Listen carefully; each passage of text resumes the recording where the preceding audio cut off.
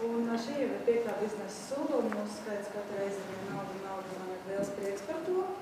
Un līdz šim esam ieturējušies tādā diezgan matemātiskā, teiksim, tādā garā. Un šodien es domāju, ka mēs esam tādā radošā novirzienā iegājuši. Es ceru, ka mēs sāksim arvien vairāk pilnveidot un dažādot to savu apmeklētāju, uzņēmēju un viesu klāstu, lai mums būtu daudzveidīgāka informācija iegūt un mēs visi kļūtu gudrāki.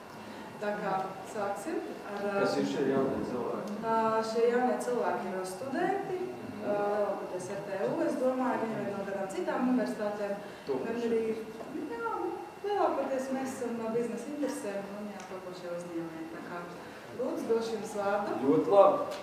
Es savukārt jau esmu to visam izgājis cauri un jau ar to reālā dzīves situācijā. Man sauc Ilgars Rukers un es esmu Radio 101 zīmola vadītājs. Nu, un tad es arī pastāstīšu to, ko man šodien lūdzu, par to, kā mēs apmēram iesākām. Nu, mazāk varbūt teorijas, bet vairāk pastāstīt to, kā mēs to biznesu redzējām, kā mēs meklējām kaut kādas unikālas lietas, kā mēs to esam sasnieguši un arī kaut kāds piemērs, kāds reāli darbojām dzīvē. Nu, tad, lūk, radio ir 101 radio, Radio 101 ir vienīgais. Un patiesībā, kā tas viss sākās? Sākās tā, ka 90% no tiem, kurš šobrīd Radio 101 joprojām ir, un principā gandrīz lielākā daļa no etera personībām, visi strādāja par tam Radio SVK. Radio SVK bija tā kā īru pakļautībā, īru lielais mediju koncerns, kas to visu turēja. Tas nozīmē, ka DJiem, kas būtības ir radoši cilvēki, un viņi bieži lietas mēdz redzēt savādāk nekā to redz kaut kur attālināt kaut kādi investori, kuriem kaut kā tāda maza lokāla tirdzniecība Latvija nav jābūt. Un DJ saprata, ka tā izaugsme Radio SVK ir sasniegt maksimālā un diez vai būs iespējams izdarīt kaut ko arī vairāk. Tāpēc bija skaidrs, ka esošais radio formāts ir iesīkstējis un kad ir jātaisa kaut kas jauns, pie kā viņš ne tikai tur SVK iekšienē iesīkstējis, bet viņš ir iesīkstējis, ja mēs skatāmies uz visu tirgu kopumā, jo, jūs paši zināt, radiostacijas, bez SVK vēl ir Star FM, ir Skonto, Latvijas radio, un jūs uzdodat savu jautājumu, kas ar šīm radiostacijām ir noticis pēdējo 10 gadu laikā, respektīvi, kas ir mainījies, pa lielam droši vien katrs man piekritīs un beigs, pa lielam nekas nav mainījies. Tie paši cilvēki, kur tur ir, tie tur arī ir, kā viņi runā, tā viņi runā, kāds ir ziņu formāts, tāds ir ziņu formāts, vienīgi varbūt Lady Gaga, kādreiz ir jauns kaut kāds albums un singls, kurš vienāk iekšā mazliet atsvērts. Mums bija skaidrs, ka mēs to nevaram darīt un ir jādara pavisam kaut kas cits. Un to mēs darījām,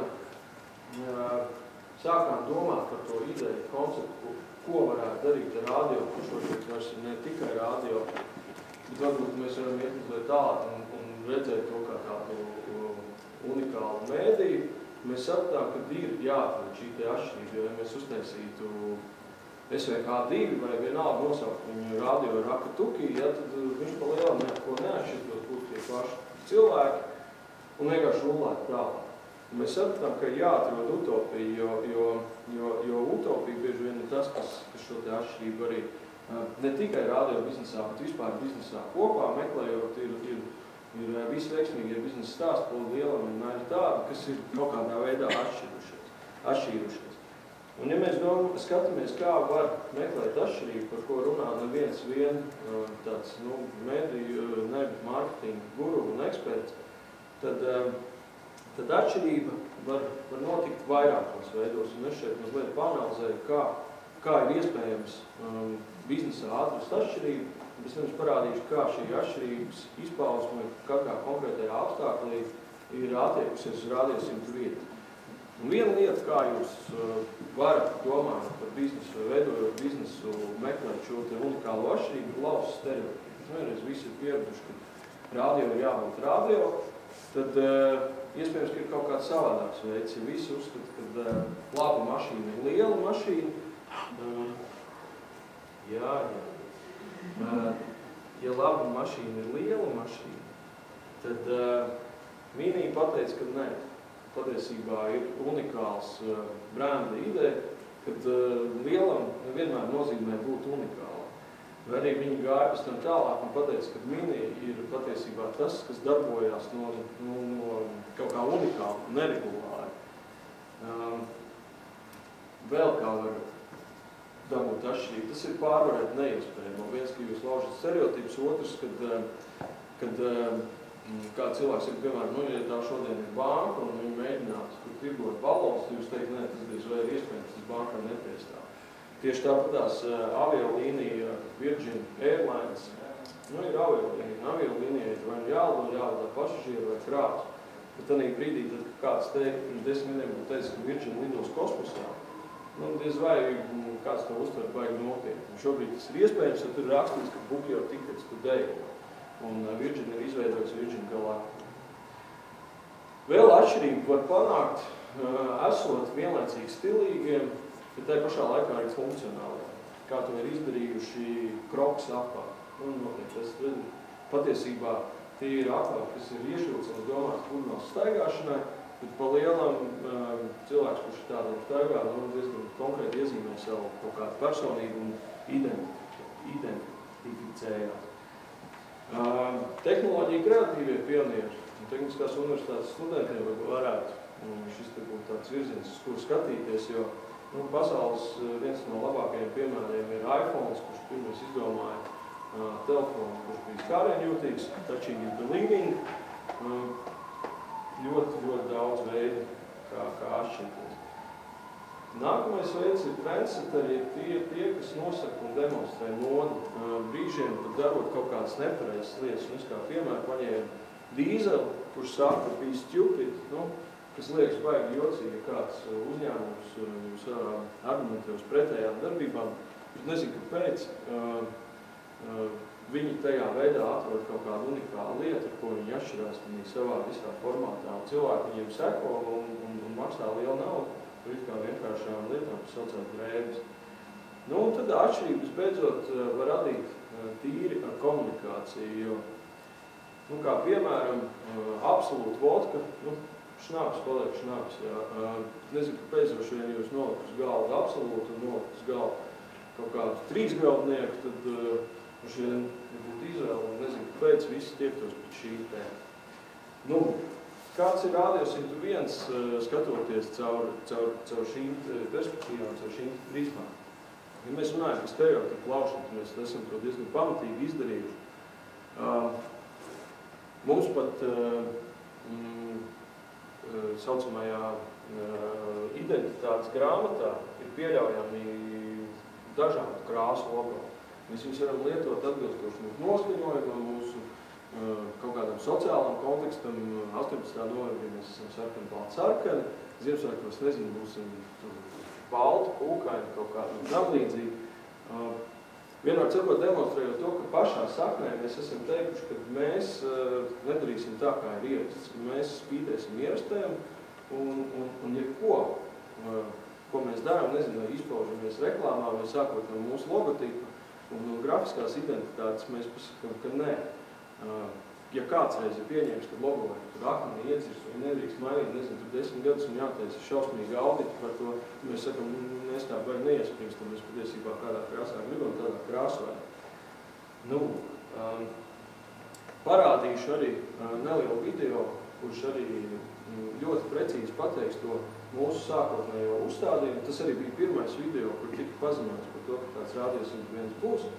Un pats labākais, kad jau pēc pusotru gada atskatoties uz to, es esmu aigi secinu, ka mēs joprojām esam uz tā paša ceļa un darām joprojām tās pašas atšķirīgās lietas.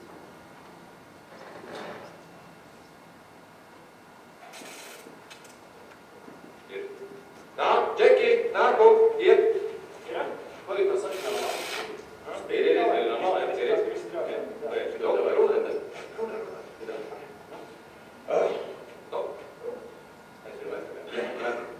Tā galvenā lieta, ka man gribās uzreiz tādu vajag skaidri pateikt, tas versija par to, kas būs, kā būs, kurš būs, tas bišķi pa daudz. To ir jāizbeidz.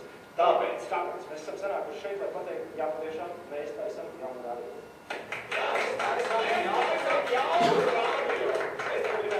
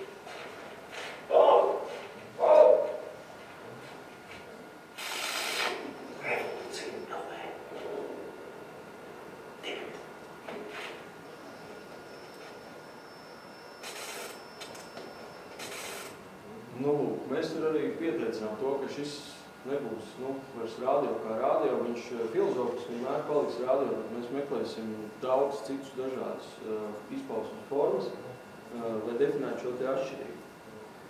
Un mēs nonākam pie tā, ka pārvarēt neiespējamo, ja kāds pirms kādu laiku saka, ka radio ir tāds, kuram ir jāskan kastē vai mašīnā vai mājās, vai telefonā vai kaut kāda aparāta ņaustiņās, tad šobrīd pa lielam mums bija stipri lielāka ambīcija. Mums bija vēlme, lai mūs redz, mums bija vēlme, lai redz arī internetā, mums bija vēlme, lai mēs esam sociālos tīklos, jo vienmēr ceļot mēs sapratām, ka ir 21. gadsimts un būtu muļķīgi ignorēt to, ka cilvēku viedokļiem apmainās, un ja mēs strādājam mēdījā, kurš tikai informāciju dotu vienā virzienā, mēs droši vien ar sapnēm būtu zaudētāji.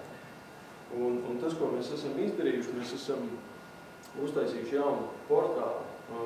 Jau pārējām radiostacijām ir tikai mājaslapas. Mums ir portāls, kur ir ziņu, koncertu, ierakstu, arhīvi, tāpatās mūzikas ziņas, tāpatās arī svaigākās ziņas. Vienmēr sakot, tas ir instruments, kur var klausīties, skatīties un piedalīties, kas līdz šim tā kā likās diezgan neiespējami. Vai arī galā šī studija Brīvības ielā, kas ir absolūti unikāla pazīme, ja mēs runājam par Latviju, pasaulē vēl ir kaut kur līdzīgas lietas. Starp citu atkāpītēt tā ideja, kaut kur pirmos aizmetņus iegūt tad, kad Grēviņš bija Kanādā, viņš tur viesojās vienā mazā kafejnīcā, kas bija apvienot tā ļoti lokāli, kādu kauboju radiostaciju, tā dzer kafiju un redz, ko dīdžers runā. Mēs attīstījām tālāk šo ideju, ka mēs esam no galvaspilsētas sirds pāri visai Latvijai, bet redzam, ka mums var atnākt un jūs redzēsim pie vēl.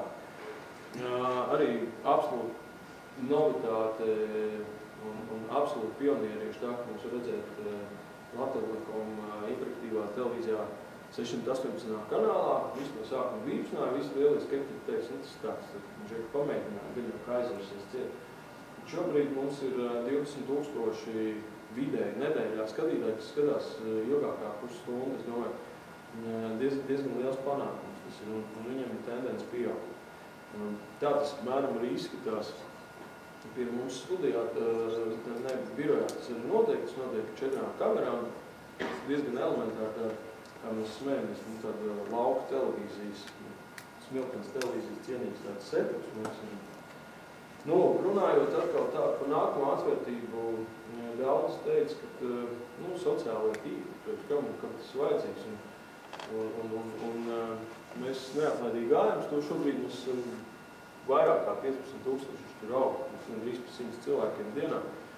Un Grēviņam ir tikpat daudz un Egonam, un patiesībā tam ir milzīgs spēks. Jo mēs sākumā arī nezinājām, ka tāda biznesa vienmēr kāda lieta, ka daudzas lietas tu līdz galam nekad nevar izplānot. Mana pārliecība tā, ka biznesa nekad nebeidzās. Liepājas metalurgā, kā viņi lej 50 gadus to kausēt to metālu, tā viņi ir turpinās kausēt. Bet pa lielam biznesam vajadzētu būt tādam, kad tāds status quo stāvoklis nevienu brīdi neiestājās. Un mēs arī vienmēr meklējam.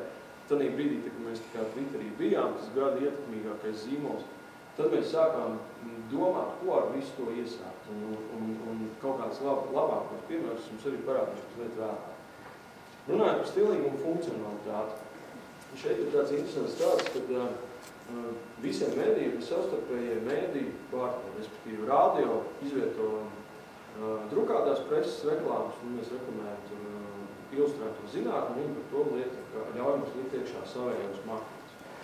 Un tādēļ pilnīgi visas radiostacijas. Jūs papētīsiet žurnālus, tad jūs tur redzēsiet gan latviešu radio, gan es jau kādu, arī mūs tur varēja kādu laiku apkārt redzēt. Un mēs uzdevām, kā jūs teicat, mēs visur meklējām iespēju, kā būt mazliet savādākiem. Un mēs sapratām, ka, ieliksim, mēs tik Grēviņu bildi, ieliksim Reiteru bildi. Un tas ir tāpēc, kā dara citu. Pamēģinām izdarīt kaut ko savādāk. Mēs izdomājam, ka mēs uztaisīsim pasākumu, ko mēs nosaucām par Tuborgtavu pavasarī. Un aiziet reklamējam to pasākumu. Lai cilvēkiem ir iespēja nevis vienkārši pāršķirt pāri, bet viņiem ir iespēja saprast, ka patiesībā mēs reklamējam notikumu, uz kuru viņi var atnākt un izbaudīt mūsu šo brēnu pieredzi. izrādījās tik drausmīgi veiksmīgs, ka mēs tagad rudenī uztaisījām vēl tādu pasākumu ar pilnīgi izpārdotu Palladium koncertu zāli. Noslēguma pasākumu, nezinu, kas no jums tur bija tādā visā pārākniekšā. Pašreklāma radio ir ļoti būtiska lieta. Tā vietā mēs varējām izsūtīt uz ielas studentus.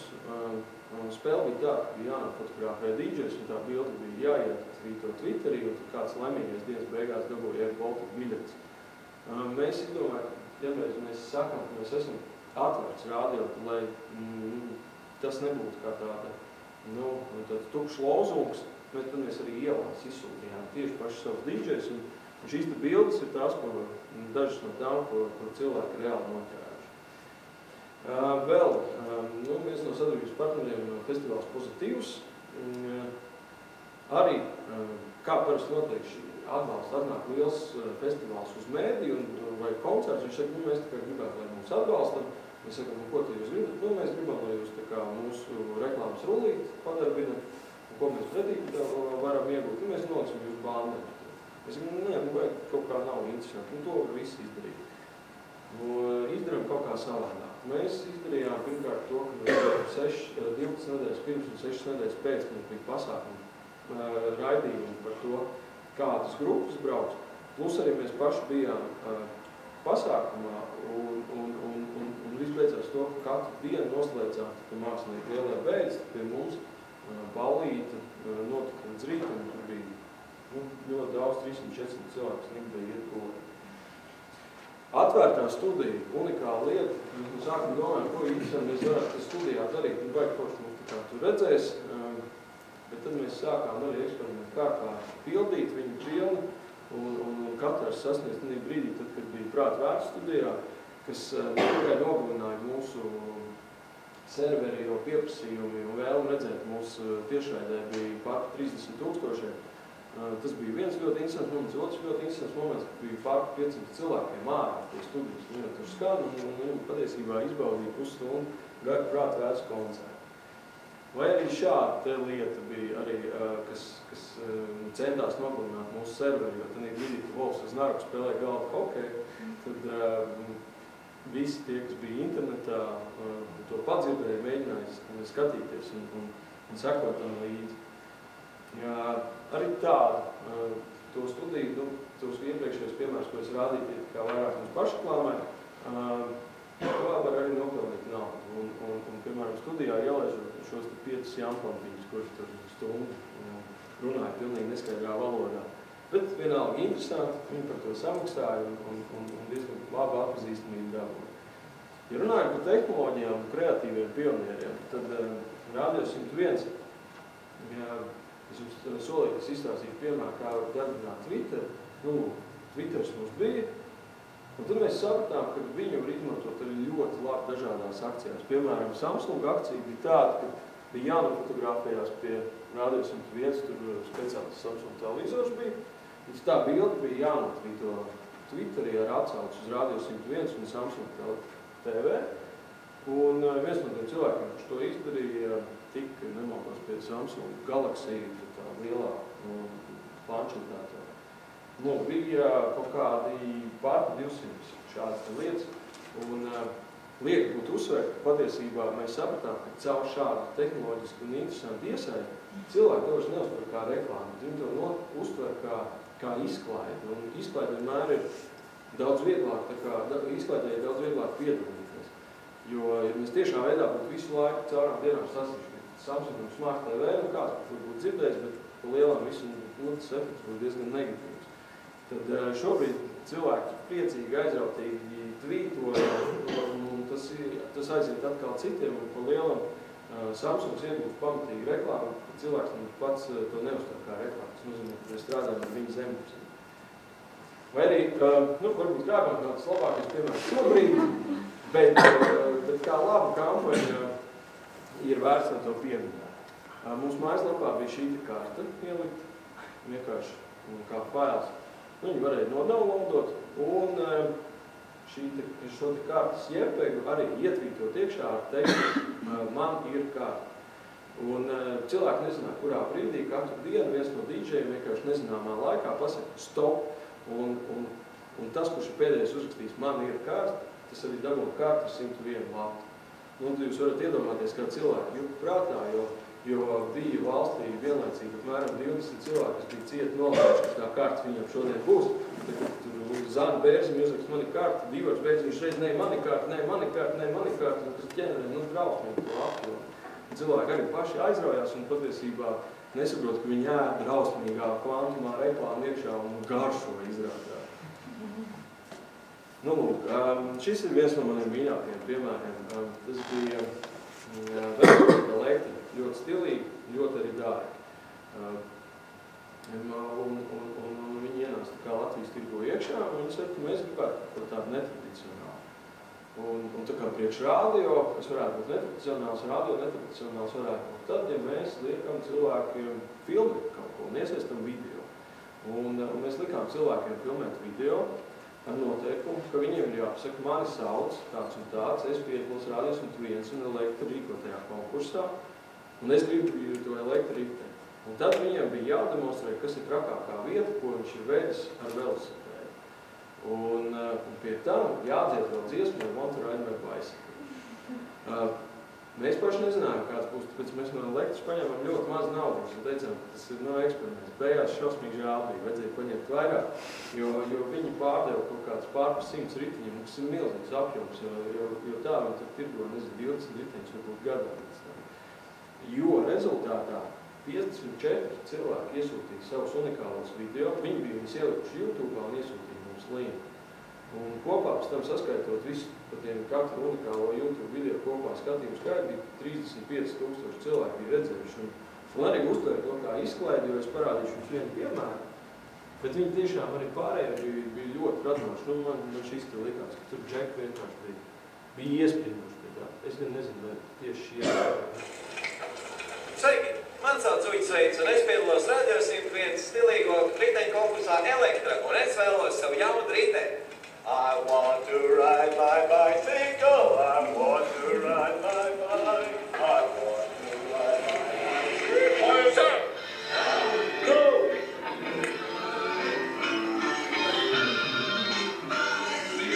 Bicycle, bicycle,